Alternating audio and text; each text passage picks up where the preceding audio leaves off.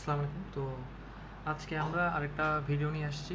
তো এই ভিডিওটাতে আমরা অ্যাকচুয়ালি এসি তড়িতের আরেকটা সমস্যা নিয়ে আলোচনা করব। সেই সমস্যাটা হচ্ছে যে 0.1 গ্রাম ভরের সোলার বলে নেগেটিভ মানের একটা আধান আছে। তো একটা পজিটিভ আধানযুক্ত আরেকটা সোলার বলকে ঠিক এই আধানটার কতটুকু উপরে স্থাপন করলে প্রথম সোলার বলটি শূন্যে ঝুলে থাকবে।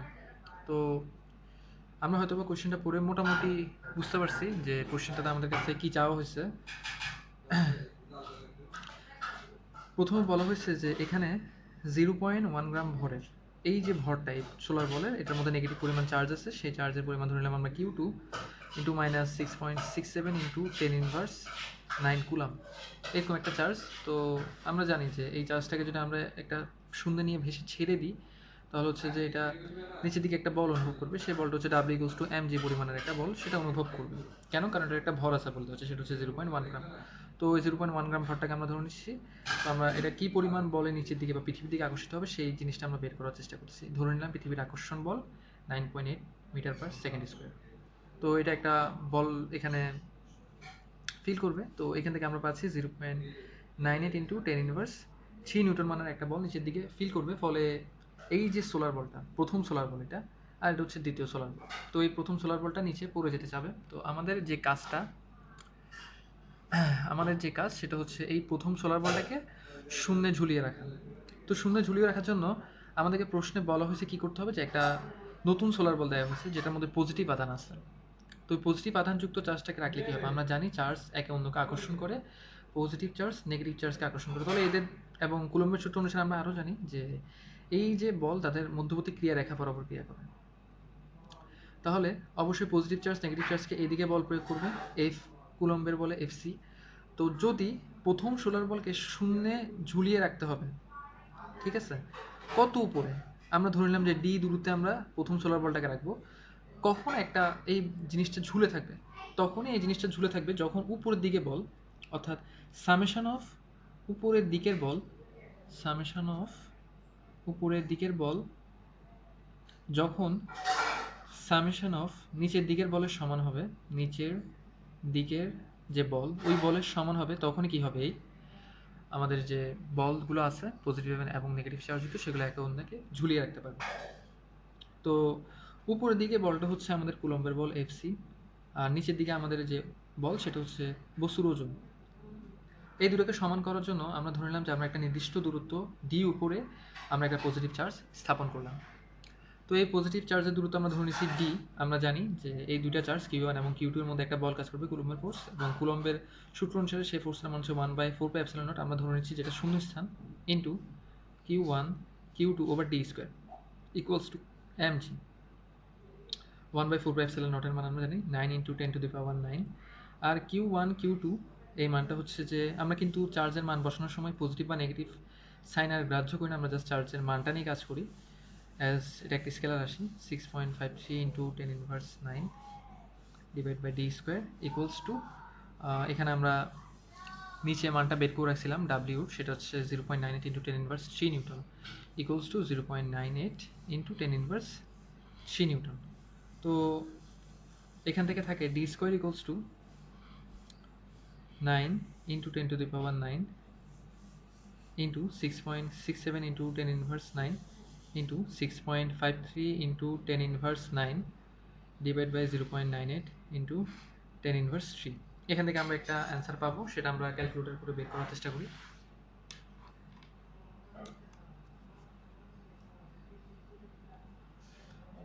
Nine into 10⁻9, 6.67 into 10⁻9, 6.53 into 10⁻9 divided by 0.98 into 10⁻³ 0.98 into 10⁻³ 98 into 10⁻³ আমাদের মান আসছে, আমরা 3.99 into 10⁻4 সেটাকে আমরা বরাবর 4 ধরে নিতে পারি। 4 into 10⁻4 মিটার স্কোয়ার। আমাদের যেহেতু ডি স্কোয়ার সেটাকে রুট করলে আমরা পাবো, রুট করে দিলে আমরা পাবো 20, এটাকে আমরা 20 ধরে নিচ্ছি 10⁻³ মিটার। তার মানে কি দাঁড়াচ্ছে, তার মানে কথা হলো এই যে আমাদের যে প্রথম চার্জটা এই প্রথম চার্জটা দ্বিতীয় চার্জটার মধ্যে বরাবর নিচের দিকে যে পরিমাণ ডাব্লিউ বল কাজ করতেছে সেই সমপরিমাণ বল যোগান দেওয়ার জন্য এদেরকে ডি ইকুয়ালস টু 20 × 10⁻³ মিটার দূরে রাখতে হবে। রাখলে এই বলটাকে, এই সোলার বলটা এমন একটা বল আকর্ষণ করবে যার কারণে এই দুটা বল নিষ্ক্রিয় হয়ে যাবে একে অন্যের সাথে, আর আমাদের বস্তুটা উপরে ঝুলে থাকবে। তাহলে এটাই হচ্ছে আমাদের এই প্রশ্নের অ্যান্সার, এবং এই প্রশ্নটা খুবই ইম্পর্টেন্ট পরীক্ষার জন্য। তো আমরা আজকে আরেকটা প্রশ্ন নিয়ে আলোচনা করব। এই প্রশ্নটা আসলে পরীক্ষার জন্য খুবই ইম্পর্টেন্ট। তো আমরা আজকে আরেকটা প্রশ্ন নিয়ে আলোচনা করব। প্রশ্নতে বলা হয়েছে যে 9 × 10⁻৯ কুলম এবং 6 × 10⁻৯ কুলম চার্জ দুটি পরস্পর থেকে এত মিটার দূরে অবস্থিত। এদেরকে আরও এত মিটার নিকটে আনতে কত কাজ করতে হবে? আমরা একটু গ্রাফিক্যালি কথাটা বোঝার চেষ্টা করি যে আমাদের এখানে দুটা চার্জ আছে। একটা হচ্ছে যে প্লাস চার্জ, এটাকে ধরে নিলাম Q1। তো এই চার্জটার মান বলা হচ্ছে 9 × 10⁻৯ কুলম, এবং এটা থেকে ঠিক এটার কেন্দ্র থেকে আর কি ঠিক 0.2 মিটার দূরে, ঠিক 0.2 মিটার দূরে আরেকটা পজিটিভ চার্জ রাখা আছে। সে চার্জটাকে ধরে নিলাম Q2 = 6 × 10⁻৯ কুলম। আমাদেরকে বলা হয়েছে যে এদের মধ্যকার দূরত্বটা কমায় আনতে। প্রথমে আমরা চিন্তা করি পজিটিভ চার্জকে কী করবে? বিকর্ষণ করে। যদি আমরা আরও কাছে আনতে চাই, এরা কী করবে? এক অন্যকে বিকর্ষণ করে দূরে সরাই দিবে। তার মানে আমাদেরকে প্রশ্নে বলা হয়েছে এদেরকে আরও কতটুকু কাছে আনতে হবে? 0.1 মিটার। তার মানে আমাকে যে কোনো একটা চার্জ, একটাকে স্থির রাখবো, ধরে নিলাম আমি Q1কে অলওয়েজ স্থির ধরে রাখবো এই জায়গায়, আর Q2কে মুভ করবো। তাহলে Q2কে আমার কোথায় আনতে হবে? এমন একটা পয়েন্টে আনতে হবে যে পয়েন্টটা এই জায়গা থেকে 0.1 মিটার দূরে। ঠিক আছে? তাহলে এখানে আমাদের নতুন চার্জটাকে আমরা স্থাপন করবো, সেটা হচ্ছে Q2। হ্যাঁ, কিন্তু সমস্যাটা হচ্ছে যখন আমরা এটাকে ধীরে ধীরে এখান থেকে আনার চেষ্টা করব, তখন কি হবে? তখন অবশ্যই আমাদেরকে বলের বিরুদ্ধে কাজ করতে হবে, এবং এই বলের মানটা কিন্তু সবসময় সেম না। কারণ আমরা জানি দুটো চার্জের মধ্যকার দূরত্ব, এদের বল এদের মধ্যকার দূরত্বের উপর ডিপেন্ড করে, আর এদের দূরত্বটা অলওয়েজ কী হচ্ছে? পরিবর্তন হচ্ছে। তাহলে অঙ্কটা আমাদেরকে অবশ্যই ইন্টিগ্রেশন দিয়ে করতে হবে। তো আমরা চাইলে আরেকটা বিকল্প পদ্ধতিতে নিতে পারি, সেটা হচ্ছে যে আমরা একটা জিনিস চিন্তা করতে পারি। আমরা চিন্তা করতে পারি যে Q1 যে চার্জটা সেটা এখানে আছে। আমরা ধরে নিলাম এটা থেকে ঠিক 0.2 মিটার দূরে আমরা অসীম থেকে একটা একক চার্জকে আনবো, 1 কুলাম মানে চার্জ 0.2 মিটার দূরে। তাহলে এখানে আমরা একটা বিভব পাবো V1। এরপরে আমরা অসীম থেকে আরেকটা চার্জ আনবো পজিটিভ 1 কুলাম, বা এই চার্জটাকে আমরা অসীম থেকে ধরে নিলাম আনতেছি, একবার এখানে আনছি, আরেকবার অসীম থেকে একটা 1 কুলাম মানে চার্জকে 0.1 মিটার দূরে আনছি, একটা 1 কুলাম মানে চার্জকে। তাহলে এখানে আমাদের যে বিভবটা এই পয়েন্টে, সেটা দাঁড়াবে কত? V2। এবং আমরা জানি অসীম থেকে একটা একক কুলম চার্জকে আনতে যে পরিমাণ কাজ করতে হয় তাকে আমরা বলি বিভব। আর এই দুটো পয়েন্টের যে বিভব পার্থক্য, সেটা দিয়ে চাইলে আমরা কী করতে পারি? কী পরিমাণ কাজ করতে হবে সেটা বের করতে পারি। যেমন আমরা জানি যে W = কি? ডেল V ইন্টু কি, যেখানে W হচ্ছে কাজ, V হচ্ছে যে দুই পয়েন্টের মধ্যে আমি চার্জটাকে আনতেছি সেই দুই পয়েন্টের বিভব পার্থক্য, আর Q হচ্ছে কি? যে চার্জটাকে আমি আনতেছি, যেই চার্জকে নিয়ে কাজ করা হবে, যে চার্জকে নিয়ে কাজ করা হবে, যে চার্জকে নিয়ে কাজ করা হবে সেটা কি? আমাদের কিউ। তাহলে আমাদের প্রথম কাজ কি? প্রথম কাজ হচ্ছে আমাদের V1 এবং V2 এই দুটো মানকে বের করা। তার মানে কোন চার্জের জন্য? Q1 charge. তাহলে আমরা জানি এখানে আমাদের Q1 কত? Q1 হচ্ছে 9 × 10⁻৯ কুলম Q1। আমরা কী ধরনের চার্জ আনবো? একক চার্জ, ধরে নিলাম সেটা Q3 + 1 কুলম মানে চার্জ। এবং প্রথমবারে আমরা দূরত্ব ধরে নিব D1, সেটা হবে 0.2 মিটার দূরে।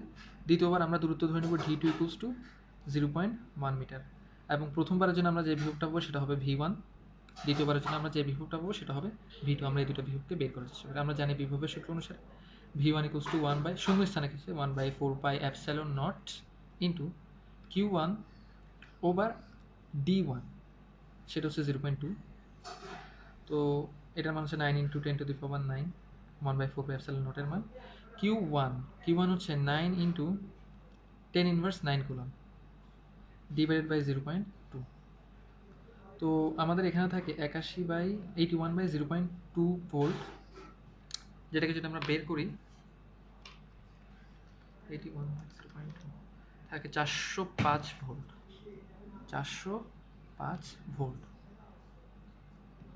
405 ভোল্ট আসে।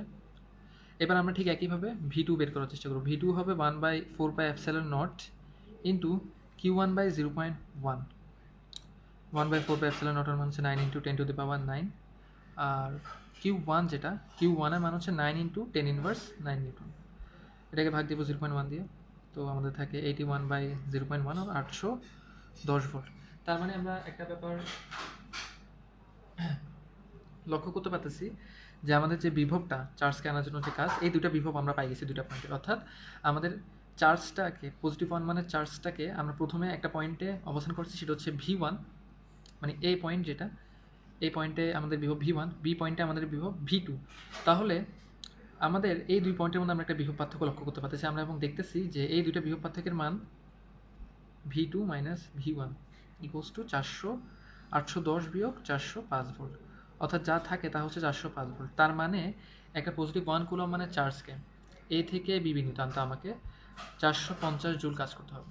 এ থেকে বিতে আনতে আমাকে 450 জুল কাজ করতে হবে। 450 ভোল্ট, এই জন্য এই দুই পয়েন্টের মধ্যে বিভব পার্থক্য। কিন্তু আমরা যদি প্রশ্ন দিকে খেয়াল করি, প্রশ্নে আমাদেরকে বলা হয়েছে আমরা 6 ইন্টু 10⁻৯ কুলম্ব মানের একটা চার্জকে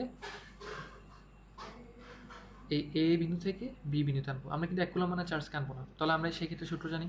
আমাদের সূত্র কি বলে? আমাদের সূত্র হচ্ছে W equals to del V into Q. তাহলে আমাদের ডেল ভি হচ্ছে 405 ভোল্ট, কিউ হচ্ছে আমাদের 6 ইন্টু 10⁻৯ ভোল্ট, এবং এই দুজনকে ইয়া করলে সেটা কি থাকে আমাদের জুলে আসবে এক একটা। তো আমরা এটা বের করার চেষ্টা করি।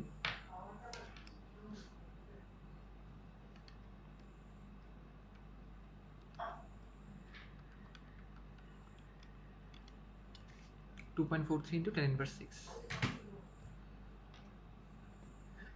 2.43 ইন্টু 10⁻6 জুল। আচ্ছা, তাহলে আমাদেরকে একটা চার্জকে, একটা 6 ইন্টু 10⁻৯ কুলম্ব মানে চার্জকে এখান থেকে এখানে আনতে আমরা জানি প্রথমত অবশ্যই কাজ করতে হবে, কারণ আমরা বলের বিরুদ্ধে কাজ করতেছি, এবং যে পরিমাণ কাজ করতে হবে সেটা হচ্ছে W equals two 2.43 into 10⁻6 joule. অর্থাৎ এই পরিমাণ কাজ করে আমি একটা 6 ইন্টু 10⁻9 কুলম্ব মানে চার্জকে এ পয়েন্ট থেকে বি পয়েন্ট আনতে পারি, যেখানে অবশ্যই একটা চার্জ কি আছে উপস্থিতি, আরেকটা চার্জের উপস্থিতি আছে, সেটার মান হচ্ছে 9 ইন্টু 10⁻9 কুলম্ব।